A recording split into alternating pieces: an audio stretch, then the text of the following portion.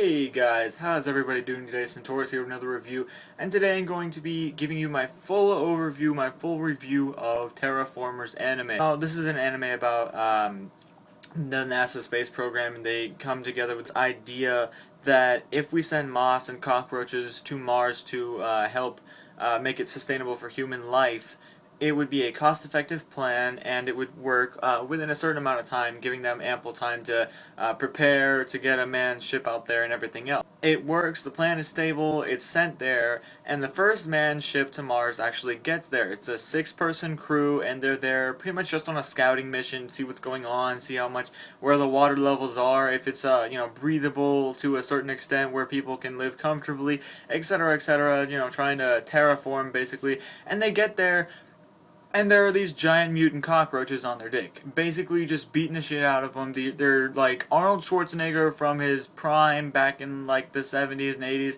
like looking cockroaches over here. They can fly. They're just the super thing that you would not expect to see in here, and they just get completely wiped out. But before they get wiped out, they send back a transmission saying, "Hey, there are these giant motherfucking mutant cockroaches up here.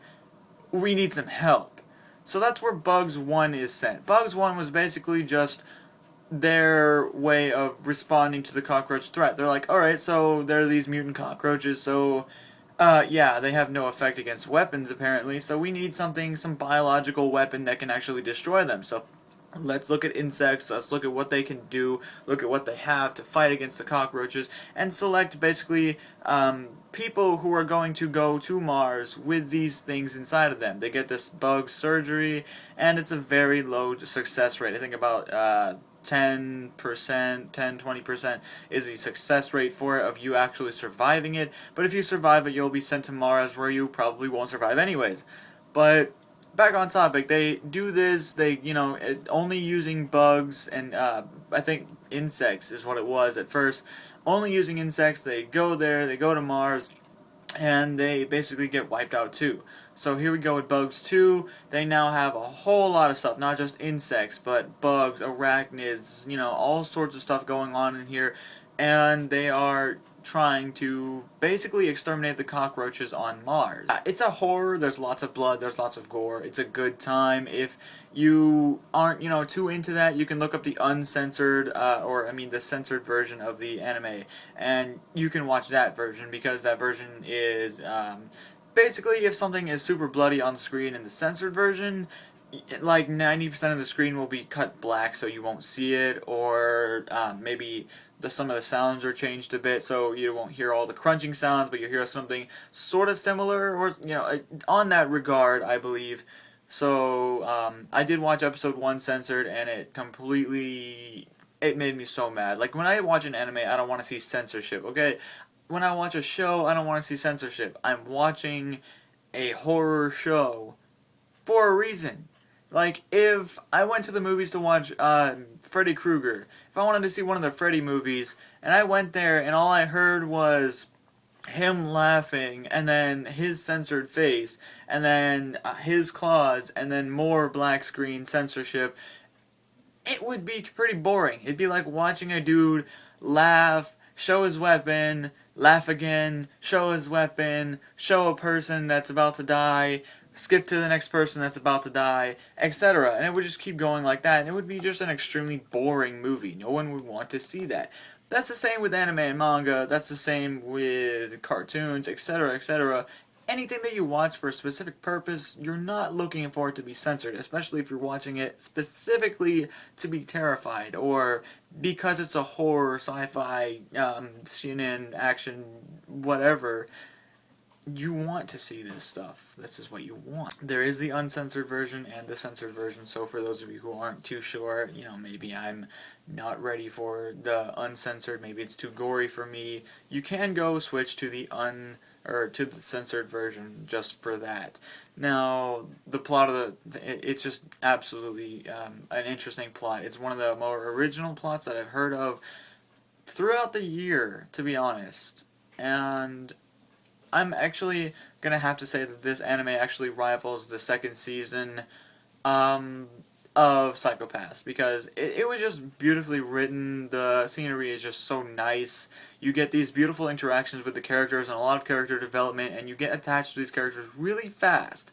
The main character, he's shifty, okay? I'll give him that. He's got his motives, he's got his goals, but I'm just kind of shifty on his character. I'm not, oh my god, if he dies, it's all over for me. I'm not going to watch this anime anymore. There's no point. Mostly because all the other characters have such depth to their thing. They're not just the side characters. They're not your Sakuras and your Inos that are just there. They get a little bit of development and then they just go bugger off, and you see them every now and then. No, I mean every single character gets at least a little bit of background to them. They tell you exactly who they are or whatever, what their mission was. And one of my favorite people in the series so far already died, and that kind of really made me mad. If you're looking for an anime where you can get easily attached to the characters, where you'll love the characters but you might lose the ones that you love the most, where there's always drama, where there's peril, where not only do you have just, oh hey, that's Marcos and he's got bee power, he can sting people.